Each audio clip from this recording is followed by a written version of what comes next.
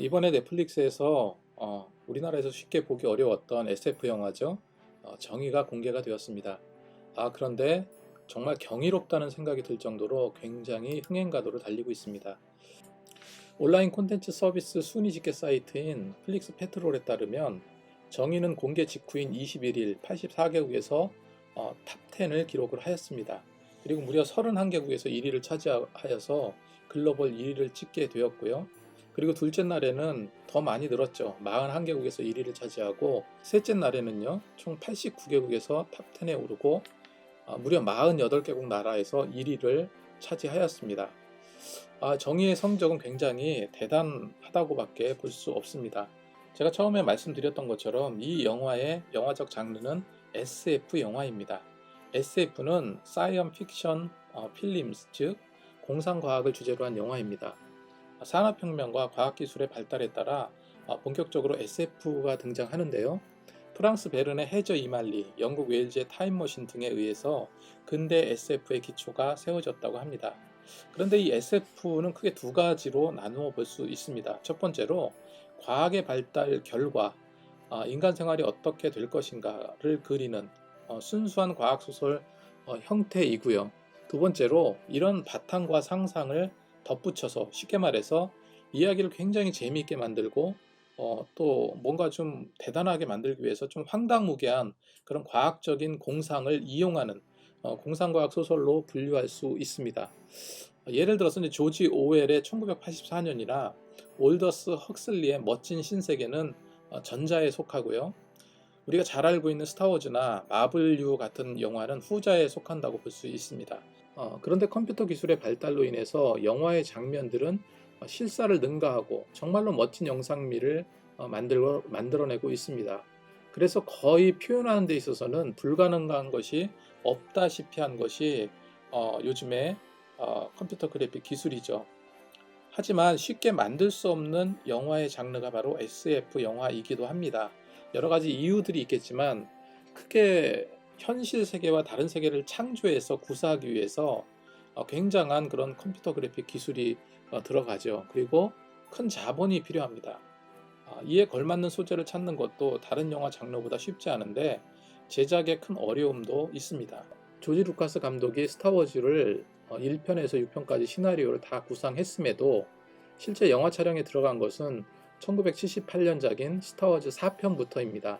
왜 1편부터 찍지 않았느냐 이런 기자들의 질문에 루카스 감독은요, 자신이 이제껏 구상해온 것을 구현할 그런 기술적인 한계가 있기 때문에 4편부터 찍었다라고 말을 했었습니다.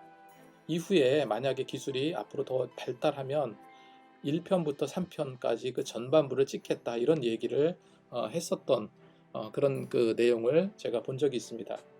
그 정도로 컴퓨터 그래픽 기술이 많이 들어가고 자본도 많이 들어가는 장르가 바로 SF 영화입니다. 그래서 SF 영화는 거의 헐리우드의 전유물처럼 그렇게 여겼던 것이 사실이죠. 게다가 눈부신 컴퓨터 그래픽 발달로 인해서 정말로 휘황찬란한 효과를 맛본 관객들이 웬만큼 공들인 SF 영화에는 거들떠보지도 않기 때문에 최근에는 더더욱 쉽지 않은 영화 장르가 바로 SF 장르죠. 그런 의미에서 영화 정의는 기술적인 면에서는 여느 할리우드 메이저급 영화와 비교해도 손색이 없을 정도로 굉장히 대단한 퀄리티를 가진 것은 분명해 보입니다. 그런데 이번 정의가 정말 대단한 것이요. 예전에 SF 영화 승리호가 넷플릭스에 개봉하면서 그때도 정말 굉장히 놀랐거든요. 그 기술력의 놀라움과 감탄이 절로 나왔었던 적이 있습니다. 그것이 전 세계적으로도 큰 반향을 일으켰죠. 조희성 감독과 송중기, 김태리가 주연한 승리호는요, 개봉하자마자 전 세계 1위를 찍었고 무려 16국에서 1위를 올랐을 정도로 흥행하였습니다. 그런데 이번 정의는요, 단 하루 만에 전 세계 영화 순위 1위를 기록했을 뿐만 아니라 공개 3일에 미국을 비롯하여 전 세계 48개국에서 1위를 차지한 것이죠. 현재 유튜브에 끊임없이 리뷰 영상들이 올라오고 있고요. 전 세계 매스컴에서는 많은 기사들을 쏟아내고 있습니다. 정의는 분명 호불호가 갈리고는 있습니다. 하지만 흥행 면에선 일단 대단한 성공을 한 것으로 보입니다. 지금 놀라운 발전을 보여주고는 있지만 여전히 불모지였던 우리나라 SF 영화사에 있어서 정의는 정말 한 획을 그을 만큼 큰 의미를 주는 그런 영화로 볼 수 있는 것 같습니다. 이 영화의 내용을 잠깐 살펴보면 이 기후변화로 인해서 지구는 폐허가 되고 인류는 우주의 새로운 터전인 쉴터를 만들어서 이주하게 됩니다. 그 후 수십 년째 내전이 있었고 여기서 윤정이라는 김현주죠. 김현주가 수많은 작전의 승리를 이끌면서 전설의 용병으로 유명해집니다. 하지만 단 한 번의 작전의 실패로 식물인간이 되고 군수 AI 개발 회사인 크로노이드는 그녀의 뇌를 복제해서 최고의 AI 전투 용병을 개발을 하게 됩니다. 그리고 35년 후 정의의 딸 윤서연이 정의 프로젝트의 연구팀장이 되어서 전투 AI 개발에 힘을 쓰는 모습이 나옵니다. 끝없는 복제와 계속되는 시뮬레이션에도 연구에 진전이 없자 크로노이드는 정의를 두고 또 다른 프로젝트를 준비하게 됩니다. 이것을 알게 된 서연은 정의를 구하기 위한 계획을 세우게 되는데 이것이 영화 정의의 기본적인 스토리 라인입니다. 이런 스토리 라인을 가진 정의는 때리고 부수고 굉장히 화려하게 튀어오르고 파괴하는 그런 마블 영화와는 다른 뭔가 좀 섬세하고 디테일이 살아있는, 그리고 무엇보다 휴머니티가 영화 전반에 숨쉬고 있는 그런 영화로 볼 수 있습니다. 이 영화 설정 자체가 그렇습니다. 아픈 딸의 수술비를 벌기 위해서 전투용병이 되어서 싸운다는 그런 설정이죠.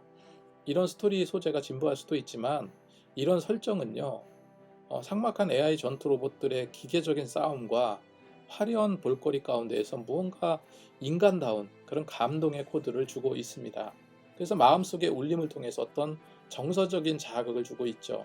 어머니인 정의에게 심리적 부담감과 굉장히 큰 고통을 안겨줄 법한 과거 자신의 딸과의 기억들, 그런 기억들을 지우긴 했지만 마지막 부분에 정의의 뇌가 삽입된 그 안드로이드와 어른으로 성장된 딸과 뺨을 부비는 장면이 나오거든요.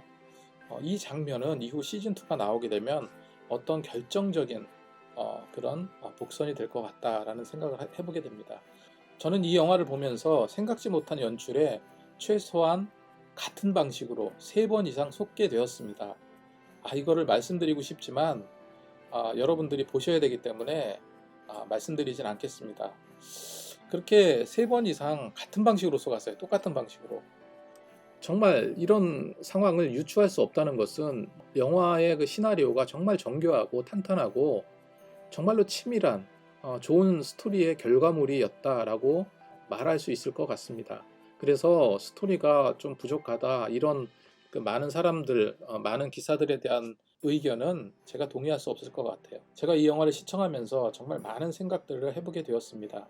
과연 인공지능과 로봇 기술의 발달의 결과가 앞으로 영화 정의처럼 이렇게 전개된다면, 예를 들어서 인간의 우수인자만 뽑아서 사람에게 이식한다든가 뛰어난 천재의 뇌를 등급을 매겨서 대량 복제하는 이런 일들 말입니다.